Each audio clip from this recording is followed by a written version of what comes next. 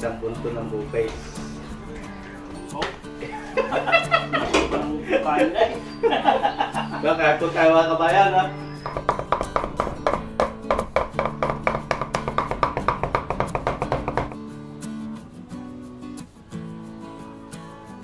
Ito ang ating buffet mga kabayan. Yan. Pwede niyo pong gayahin kung kayo ay may mga karihan. Ay, tapsap eh. Sarap, sarap. Good, no? Quality. Magandang araw po ulit mga kabayan at luto po ulit tayo. Meron po tayong dineliver dito na laman loob ng baboy. Ayan, lutuin po natin. Halo-halong laman loob ng baboy. Meron po yung bituka, baga. So, baga, bituka, pale, tapos bato. Ano masarap, binubong. Halo-halo ho yan, 5 kilo ho ito. Dineliver sa atin, so lutuin po natin. Gawin nating sinilihan o bopis. So una po natin gawin ay atin ang hinugasan ko na ho itong maigi at atin munang ihahalbaws. Meron na ho tayong nanda kawali din eh. Ilagay na natin sa kawali. Palambutin muna natin.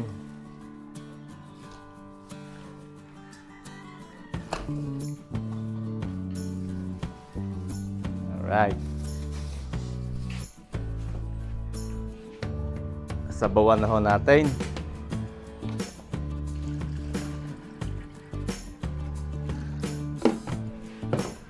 Timplahan natin ng konting asin. Lagyan natin ng konting asin.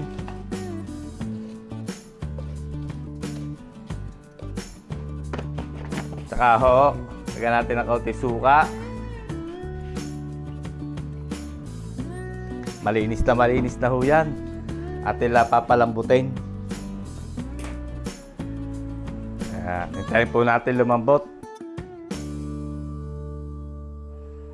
Takaluban po natin para mabilis lumambot.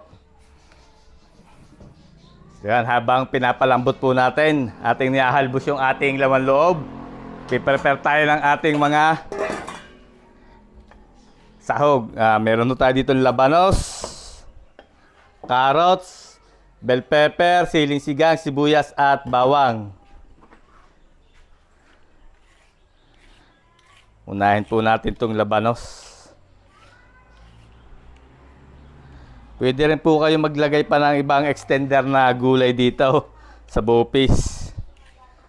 Kung anong gusto nyo, pwede kayo maglagay din ng sayote. Ay lalagay, ang sasahog ko lang po ay itong labanos at carrots. Hindi natin masyadong dadamihan yung gulay. Parang meron lang siyang konti.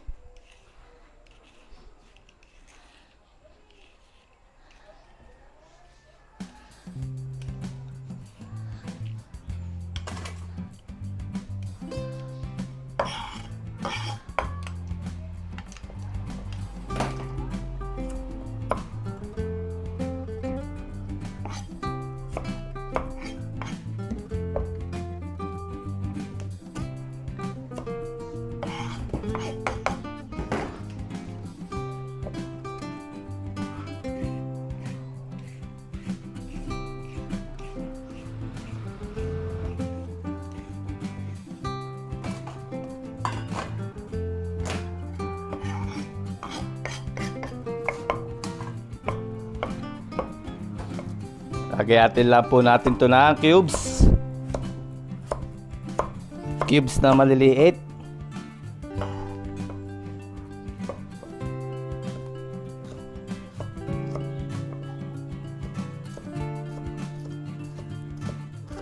Ayan, ganyan lang pong kalalaki.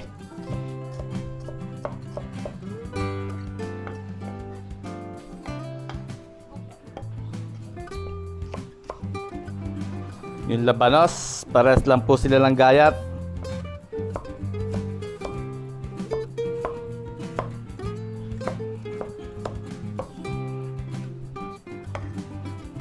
Gayatin din natin ng ganon.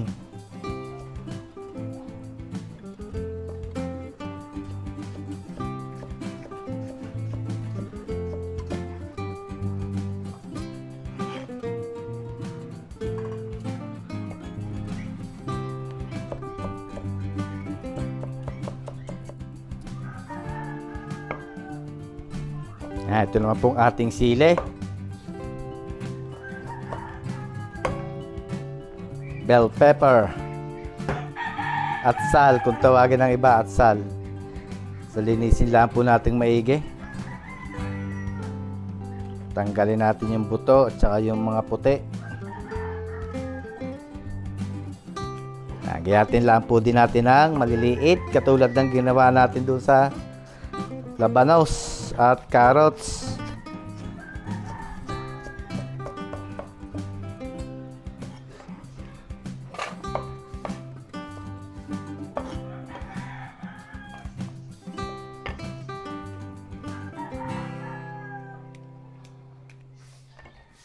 Tapos to siling sigang. Hindi po natin masyadong dadamihan tong siling sigang. Baka hindi makain. Manghang din po ito. Kontrolin lang natin yung siling sigang. Gayatin lang po natin ng ganyan. Green chili. Yan, okay na ho itong ganito karami na siling sigang. Baka pakloy ang labi pag kinain.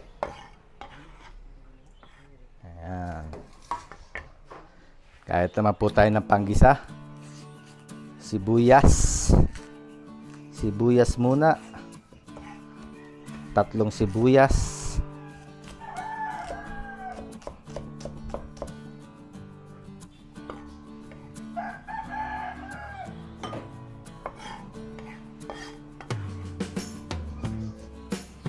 Ating bawang.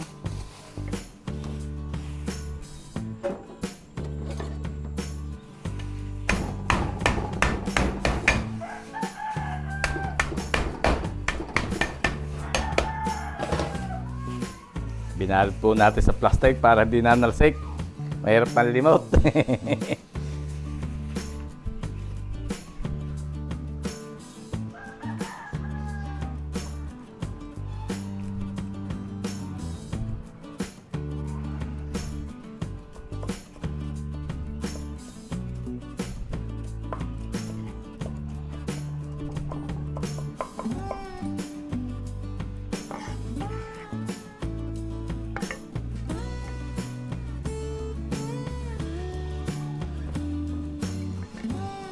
Unas muna.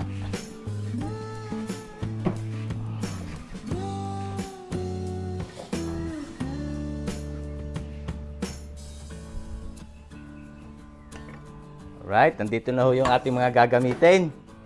Yung siling sigang at bell pepper, labanos at carrot, sibuyas at bawang. Atin munang huhugasan para mamaya diretso na lang natin sasahog.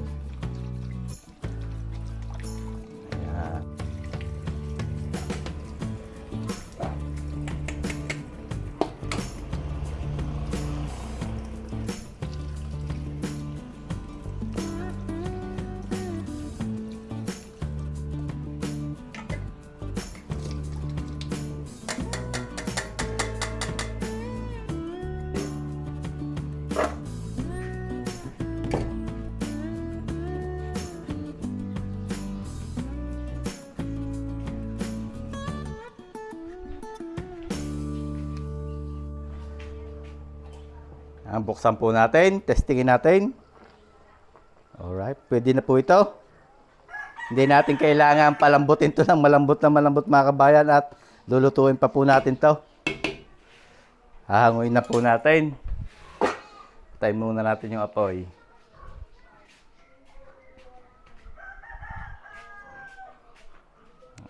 Buhos po natin dito sa lababo. Meron tayo ditong strainer. Ating huhugasan.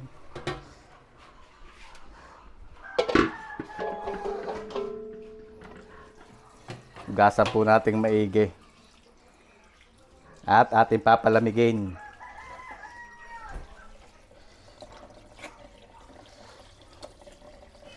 Para siguradong malinis yung laman loob.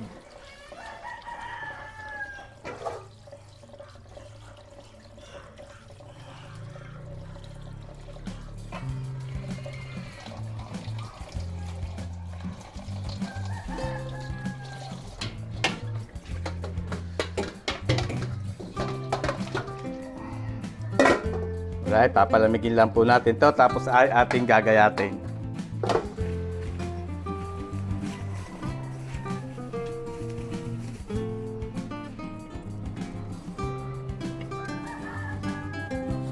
Nandito na ho yung ating laman loob. Medyo malamig na, tinang gagayatin. Ang gayat ho nito ay katulad din ng ginayat natin sa sahog, ganun din siya kalalaki. Ang iba pinapagiling ho ito pero mas maganda pag ginayat. Yan, ganyan ang kalalaki para masunod natin yung magandang gayat. Pagka pinagiling po kasi para siyang durog.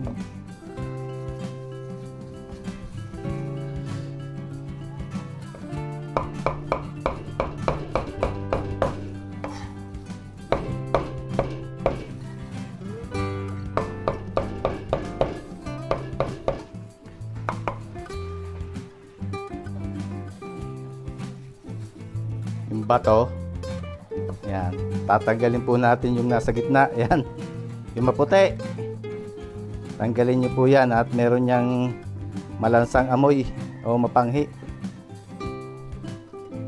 Yan, nasa gitna na yan, tanggalin po natin yan.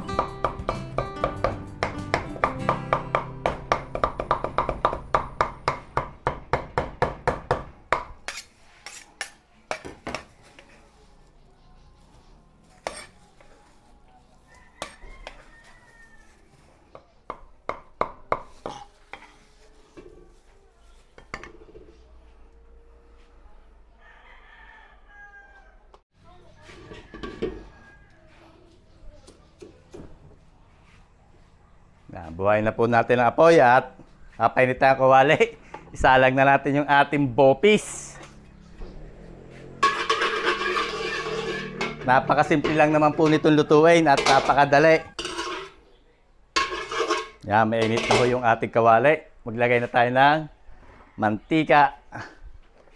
Magigisa na tayo.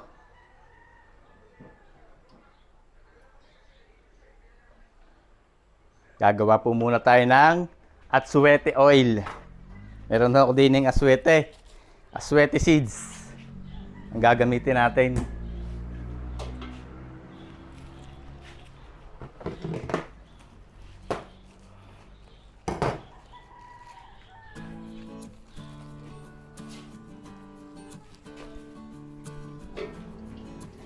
Lagay ho natin sa strainer. Para hindi na tayo magsala ng buto. Iwanan lang yung kanyang kulay.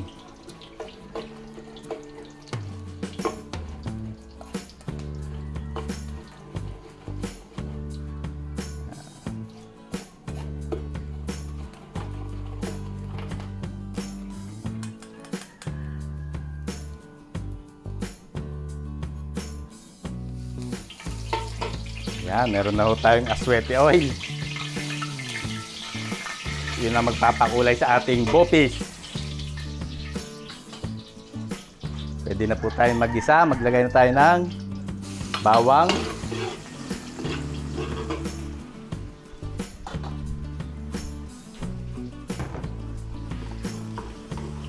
Luto-lutuin lang po natin yung bawang.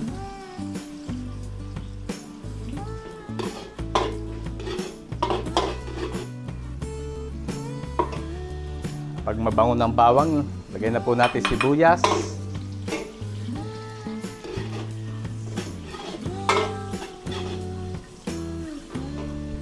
Igisa lang po nating maigi yung ano, bawang at sibuyas hanggang sa siya mabango. Maluto ng konti yung ano, sibuyas.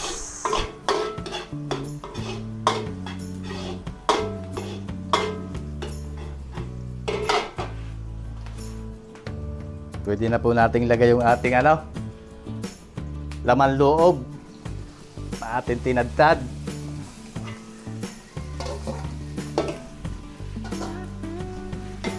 Haluin lang po natin.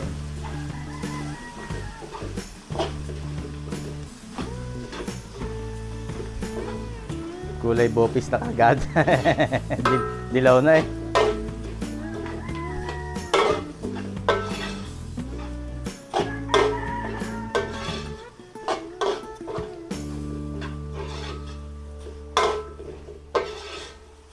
Sangkutsahin lang po muna nating maigi. Kaya nating maglagitikan muna bago natin rekaduhan. Lalagyan lang po muna natin ng konting asin. Lagay muna tayo ng konting asin, tapos sangkutsahin muna natin. Ayan.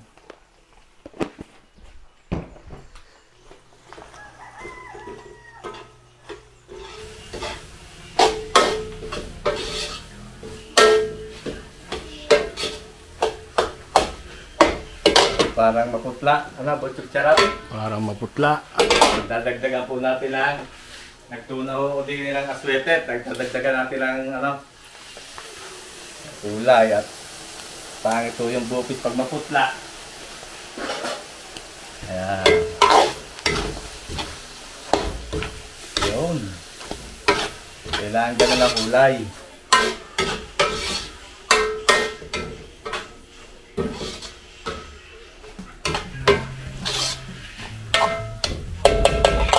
Tintahan na po natin. Lagyan tayo ng soy sauce.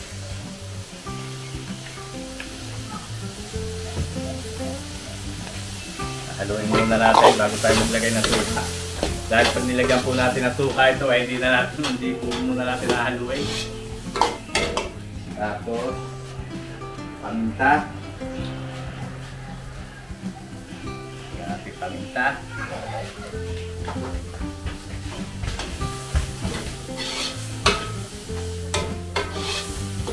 Pwede po kayo maglagay dito ng chili powder. Paprika. May paprika tayo, lagyan natin.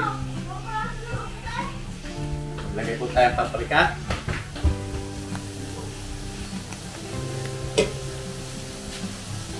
Optional lang po yung paprika. Kung may paprika po kayo sa bahay, pwede nyo lagay. Para mas masarap. Haluin lang po natin maigi.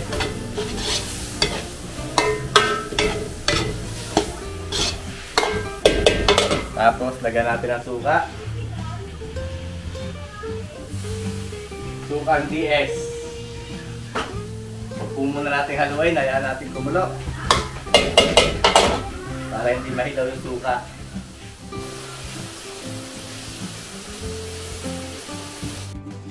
Pwede na po natin haluin. At maiga na yung kanyang sabaw. Pwede na po tayo maglagay ng gulay. Ang ating ginayat na carrots at saka yung labanos. Sama na rin natin yung siling sigang at yung bell pepper. Ang ganda na itsura, botsog sarap. Quality, yan o. Ito, mata ako sa kanin. Masarap din itong pampulutan, mga kabayan. Oh. Itsura pa lang eh. Itsura pa lang ng bopis eh, alam mo na. Sabawan po natin ng konti. Sasabaw po tayo dyan ng konti. Ayan. Dapat may konting sauce. Tapos lagay din tayo ng aromatic. Tayo ng aromatic. Dahon ng laurel, mga 2 piraso siguro. Ayan. Tapos timplahan din natin ng brown sugar, mga kabayan. Ayan.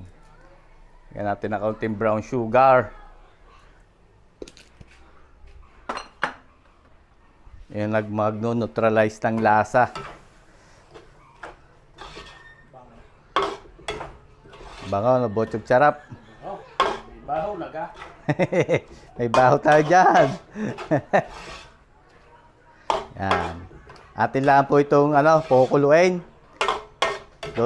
Lulutuin natin yung ating nilagay na gulay. At patitikman natin kay Mr. Quality Bochog Sarap. Hintayin natin kumulo.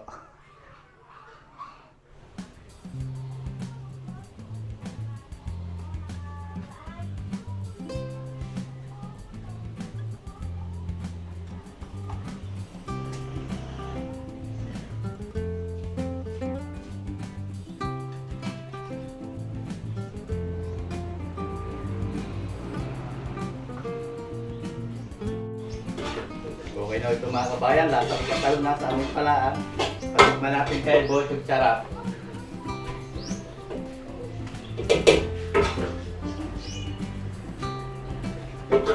Hindi na natin masyadong iigahin ito. Kailangan may konti sauce para hindi na masyadong dry na dry.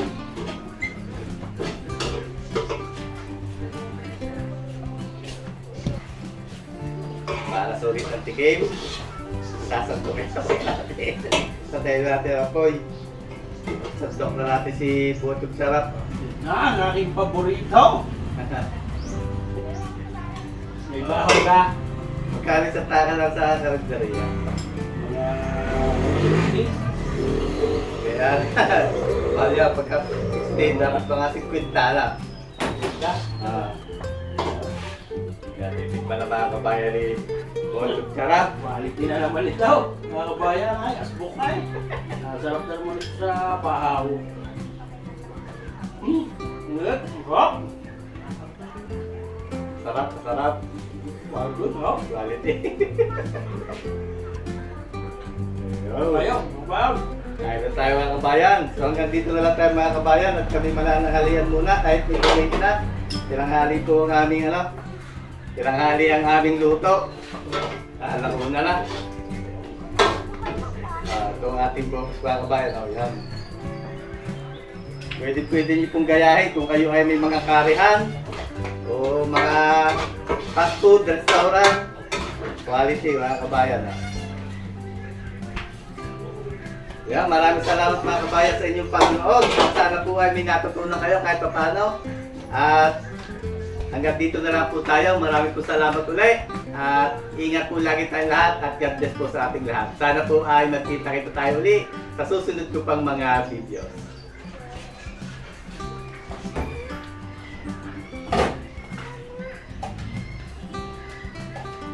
Samahan na natin ang kanin para sigurado.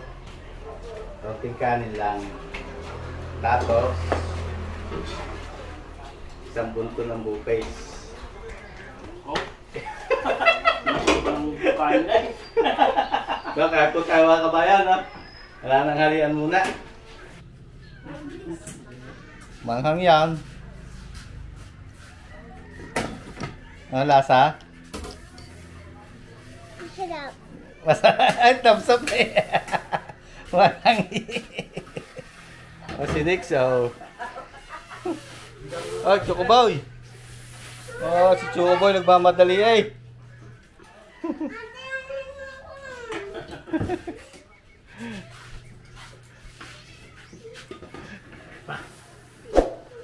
Sarap. Salda ko si Chocoboy. I know. Yan po, ang your favorite eh.